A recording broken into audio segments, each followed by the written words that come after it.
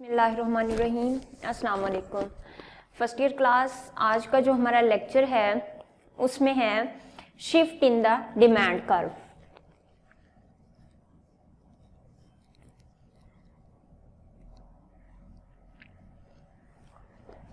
कि जो demand curve है उसको शिफ्ट कैसे होती है वो, और उसमें हमने देखना है कि उसकी डिफरेंट सिचुएशंस होती हैं।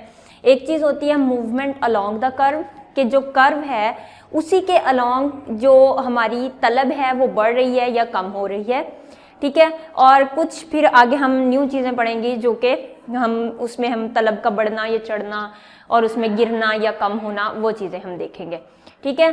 तो जो सबसे पहले हम देखेंगे वो ये है कि मूवमेंट अलोंग द कर्व, जिसको हम कहेंगे खत्ते तलब के साथ मुंतकिली। अब इसमें क्या होता है कि जो खत्ते तलब हमारा होता है उसी के ऊपर हमारी जो तलब होती है वो बढ़ रही होती है या फिर कम हो रही होती है। अब आपको पता है कि हमारा जो खत्ते तलब होता है वो ये होता है, इस तरह से हमारी कर्व होती है। अब हमारी जो तलब होती है वो इसी कर्व के अलोंग मूव कर रही होती है, कि या तो हमारी तलब इधर जा रही होती है या फिर हमारी तलब जो होती है वो इधर को जा रही होती है। यानी इसी कर्व के अलोंग हमारी तलब जो होती है वो मूव कर रही होती है, हमारी तलब बढ़ रही होती है या कम हो रही होती है। अगर इधर को आएगी तो हम कहेंगे हमारी तलब बढ़ रही है, और अगर इधर को जाएगी तो हम कहेंगे कि हमारी तलब जो है वो कम हो रही है, क्योंकि इधर हमारी क्वांटिटी डिमांड है, इधर हमारी प्राइस है। तो यहाँ हम क्या कहेंगे कि अगर हमारी प्राइस बढ़े और उसके साथ क्वांटिटी डिमांड जो होती है वो बढ़ जाए, और प्राइस के कम होने से क्वांटिटी डिमांड जो हो वो अगर कम हो जाए, तो इसको हम क्या कहेंगे कि ये हमारी मूवमेंट अलोंग द कर्व होगी। यानी जो हमारी प्राइस है उसका अगर हमारी क्वांटिटी डिमांड के साथ नेगेटिव रिलेशनशिप हो जाए, प्राइस अगर बढ़े और उससे क्वांटिटी डिमांड हमारी कम हो जाए, और प्राइस का कम होने से क्वांटिटी डिमांड हमारी जो हो प्राइस के बढ़ने से क्वांटिटी डिमांड कम हो जाए और प्राइस के कम होने से क्वांटिटी डिमांड जो है वो बढ़ जाए, तो इसको हम कहेंगे कि ये हमारी मूवमेंट अलोंग द कर्व है। यानी इसी कर्व के ऊपर हमारी जो तलब होगी वो कभी इस पॉइंट पे होगी, कभी इस पॉइंट पे होगी, कभी इस पॉइंट पे, यानी इसी कर्व के ऊपर जो होगा वो हमारी तलब मूव करती रहेगी। किसी भी पॉइंट पे हमारी तलब जो है वो हो सकती है, ठीक है, इस तरह से। तो इसको हम कहेंगे कि ये हमारी तलब जो है वो इसी कर्व के अलोंग, इसी कर्व के ऊपर मुख्तलिफ पॉइंट्स पर मूव कर रही है। उसके बाद हम एक और चीज पढ़ते हैं, वो हम देखते हैं राइज इन द डिमांड या फिर fall in the demand. Rise in the demand यानी तलब का बढ़ना। अब जो तलब का बढ़ना होता है वो दो तरह से होता है। एक तो ये होता है कि हमारी जो कीमत होती है, यानी जो हमारी प्राइस होती है वो सेम रहती है, लेकिन हमारी क्वांटिटी डिमांड जो होती है वो बढ़ रही होती है या फिर कम हो रही होती है। एक हमारी ये सिचुएशन होती है, और दूसरी हमारी सिचुएशन क्या होती है कि हमारी प्राइस जो होती है वो बढ़ रही होती है, लेकिन जो हमारी क्वांटिटी डिमांड होती है वो सेम रहती है, उसको हम चेंज नहीं करते। तो इन दोनों सिचुएशंस में हम क्या कहते हैं कि हमारी क्वांटिटी डिमांड जो है वो बढ़ रही है। यहाँ हमारी कीमत सेम रहती है लेकिन क्वांटिटी डिमांड या तो बढ़ रही होती है या फिर कम हो रही है। तो बल्कि कम होने की हम बात नहीं करते हम, क्योंकि यहाँ तलब का बढ़ना डिस्कस कर रहे हैं, इसलिए हम ये कहेंगे कि प्राइस हमारी सेम रहती है लेकिन हमारी क्वांटिटी डिमांड जो होती है वो बढ़ जाती है, ठीक है। ये तो ये बात होगी। दूसरी तरफ हम क्या कहते हैं कि हमारी प्राइस जो होती है वो बढ़ रही होती है लेकिन हमारी क्वांटिटी डिमांड सेम रहती है। अगर हम पहली सिचुएशन की बात करें तो पहली सिचुएशन का जो हमारी कर्व बनेगी वो कुछ इस तरह से होगी कि हमने क्या कहना है कि प्राइस हमारी सेम रहती है, यानी प्राइस हमारी इधर है, क्वांटिटी डिमांड हमारी इस साइड पे है।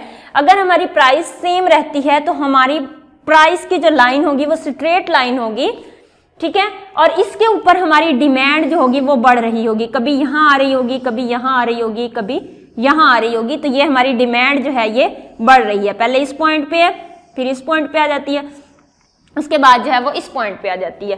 ठीक है, तो ये हमारी DC यानी DC 1 2 और 3। ठीक है, अब क्या है कि हमारी प्राइस इस पॉइंट पे सेम है, इसी लेवल पे है। यहाँ कोई P1 हमारा लेवल है जिस पे हमारी प्राइस है, लेकिन हमारी क्वांटिटी जो है, क्वांटिटी डिमांड जो है वो हमारी बढ़ रही है, यानी हमारी जो डिमांड कर्व है वो शिफ्ट होती जा रही है, वो आगे आगे मूव करती जा रही है। तो इसको हम क्या कहते हैं कि ये हमारी डिमांड जो है वो बढ़ रही है, हमारी डिमांड जो है वो बढ़ती चली जा रही है। तो इसकी हमारे पास एग्जाम्पल क्या है कि कौन सी ऐसी सिचुएशन होती है कि जब हमारी प्राइस जो होती है वो सेम रह रही होती है, प्राइस हमारी वही होती है, लेकिन उसी प्राइस पे हम अपनी डिमांड जो होती है उसको बढ़ाते चले जाते हैं। तो इसमें इसकी जो एग्जाम्पल है वो आप कोई सी भी आप एग्जाम्पल ले सकते हैं कि जैसे अगर किसी चीज़ के कोई, जैसे फॉर एग्जांपल अगर अब विंटर कलेक्शन का टाइम चल रहा है, विंटर सीजन चल रहा है, तो विंटर में क्या है कि जो हमारे विंटर क्लॉथ्स हैं अगर उनकी प्राइस वही है, लेकिन उसी प्राइस पे हमारी जो डिमांड है वो बढ़ती चली जा रही है, जितनी भी हमारे विंटर क्लॉथ्स हैं। ठीक है, के प्राइस चेंज नहीं हो रही है, हमारी प्राइस वही रह रही है, लेकिन उसी प्राइस पे हम चीजों की डिमांड जो है उसको बढ़ाते चले जा रहे हैं। दूसरी हमने बात क्या की थी कि प्राइस हमारी बढ़ती है लेकिन हमारी क्वांटिटी डिमांड जो होती है वो सेम रहती है।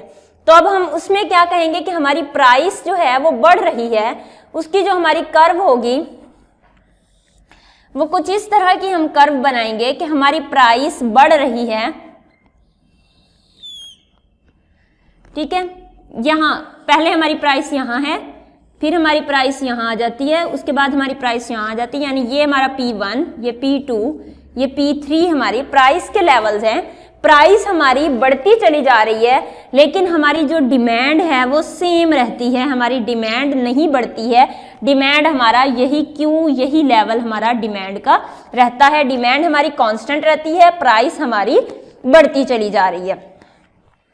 तो इसमें भी हम क्या कहेंगे कि यहाँ प्राइस यहाँ क्वांटिटी डिमांड बढ़ गई, प्राइस यहाँ थी तो क्वांटिटी डिमांड इतनी हो गई, प्राइस यहाँ आई तो क्वांटिटी डिमांड जो है वो हमारी इतनी हो गई। इसको हम DC1, DC2 और DC3 का नाम दे देते हैं। ठीक है, तो इसमें भी क्या है कि डायरेक्टली हमें डिमांड जो है वो बढ़ती हुई नजर नहीं आ रही है, लेकिन इसमें इनडायरेक्टली हमारी डिमांड बढ़ रही है कि हमारी प्राइस बेशक बढ़ रही है, लेकिन हमारा लॉ ऑफ डिमांड क्या कहता है कि जैसे ही हमारी प्राइस बढ़ेगी तो हमारी जो क्वांटिटी डिमांड होगी वो कम हो जाएगी। लेकिन यहाँ क्या हो रहा है कि हमारी प्राइस बढ़ रही है लेकिन उसके बावजूद हमारी क्वांटिटी डिमांड जो है वो कम नहीं हो रही है। होना तो क्या चाहिए था कि हमारी क्वांटिटी डिमांड कम हो जानी चाहिए थी, लेकिन हमारी क्वांटिटी डिमांड जो है वो कम नहीं हो रही है, बल्कि उसी लेवल पर कांस्टेंट है, उसी लेवल पर है जो कि चेंज नहीं हो रही है। तो इसको हम क्या कहते हैं कि एक्चुअली या इनडायरेक्टली हमारी जो डिमांड है वो बढ़ रही है। ठीक है, इसकी एग्जांपल हम क्या ले सकते हैं कि जैसे फॉर एग्जांपल अगर सॉल्ट है, जितना सॉल्ट अगर 1/4 जो है, यानी 1 पाव जो है वो सॉल्ट आपने अगर 1 माह में यूज करना है। अब अगर सॉल्ट की प्राइसेस जो हैं वो बढ़ जाती हैं तो आप जितनी क्वांटिटी आपने 1 माह के अंदर सॉल्ट की यूज करनी है उतनी ही आपने करनी है। ना तो आप इसकी डिमांड को कम कर सकते हैं और ना ही प्राइस के कम होने के साथ आप ये कर सकते हैं कि जी आप 1 पाव नमक इस्तेमाल करने के बजाय आप आधा किलो नमक जो है वो 1 महीने में खाना शुरू कर दें या इस्तेमाल करना शुरू कर दें।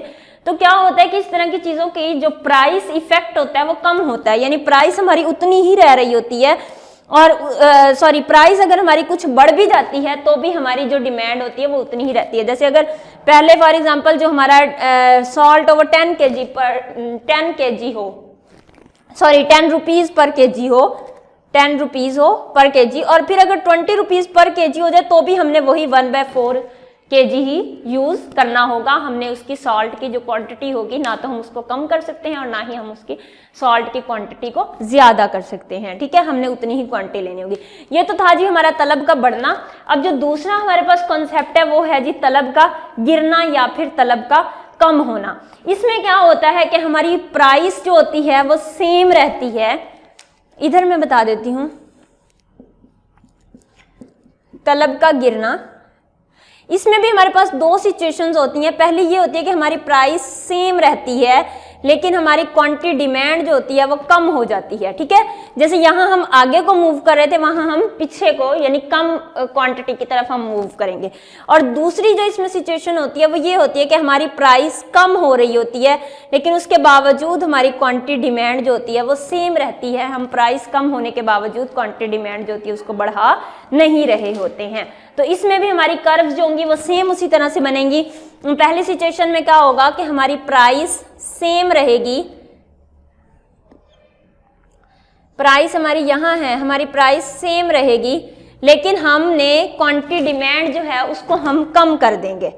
ठीक है, पहले फॉर एग्जांपल अगर हम इतनी क्वांटिटी जो थी उसको परचेज कर रहे थे, तो फिर हम इतनी क्वांटिटी परचेज करने लग जाते हैं, उसके बाद हम इतनी क्वांटिटी परचेज करना शुरू कर देते हैं। यानी हमारी क्वांटिटी डिमांड जो है वो बैकवर्ड मूव हो रही होगी, कम हो रही होगी।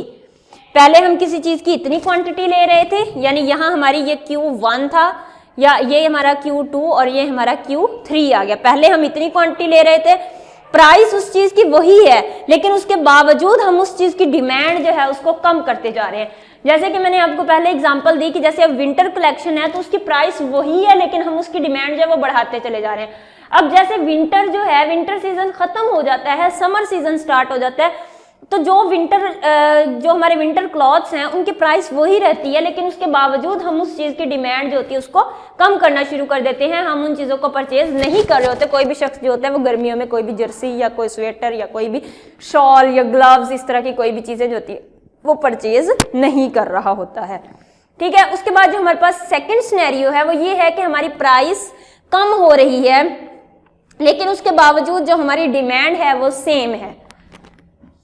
तो इसमें हम क्या कहेंगे कि हमारी प्राइस कम हो रही है, हमारा प्राइस की ये वाली कर्व है, ये हमारी क्वांटिटी डिमांड है, हमारी प्राइस कम हो रही है, यानी यहाँ पहले हमारे पास P1 है, ये हमारा P2 है और ये हमारा P3 है। हमारी प्राइस कम होती जा रही है, लेकिन उसके बावजूद हमारी डिमांड जो है वो इतनी ही रहती है। प्राइस कम हो रही है लेकिन क्वांटिटी डिमांड जो है वो हमारी उतनी ही रहती है। तो इसका मतलब क्या है कि इनडायरेक्टली हमारी जो तलब है या हमारी जो डिमांड है वो कम हो रही है। तो ये हम क्या कहेंगे कि ये हमारा DC1, ये हमारा DC2 और ये हमारा DC3, यानी पहले हमारी इतनी डिमांड, उसके बाद हम इस लेवल पर डिमांड के पहुंच गए।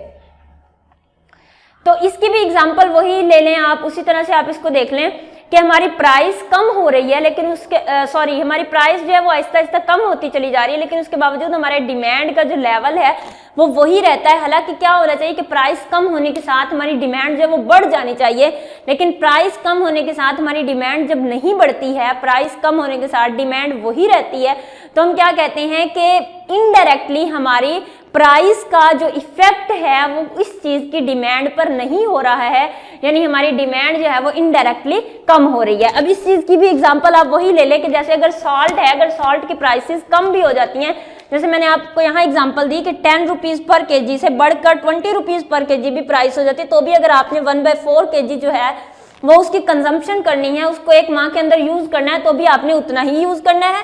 या अगर यही प्राइस जो है वो कम होकर 5 रुपीज पर केजी हो जाती है, तो भी अगर आपने 1/4 केजी सॉल्ट जो है वो अगर एक मंथ के अंदर यूज करना है, तो भी आप उसको उतनी ही क्वांटिटी जो है वो यूज करेंगे। ऐसा नहीं होगा कि अब आप जो है वो 1/2 केजी यानी ½ केजी जो है वो आप सॉल्ट की कंजम्पशन स्टार्ट कर दें, यानी अब आप तेज नमक खाना शुरू कर दें, ऐसा नहीं होता। तो इसका हम क्या सिनेरियो देखते हैं कि अगर चीजों की प्राइसेस कम भी हो जाती हैं तो भी हमारी क्वांटिटी डिमांड जो होती है वो उतनी ही रहती है। ठीक है, ये था जी हमारा आज का टॉपिक। आई होप आप लोगों को समझ आ गई होगी, और ये इंपॉर्टेंट कॉन्सेप्ट्स हैं, इनको आपने अच्छे से अंडरस्टैंड कर लेना है। और अगर किसी चीज़ की समझ ना आए तो आप लोग मुझसे कमेंट सेक्शन में भी पूछ सकते हैं। और अपना बहुत सा ख्याल रखिएगा। इसके साथ ही हमारा आज का लेक्चर जो है वो ख़त्म होता है। अल्लाह हाफिज़।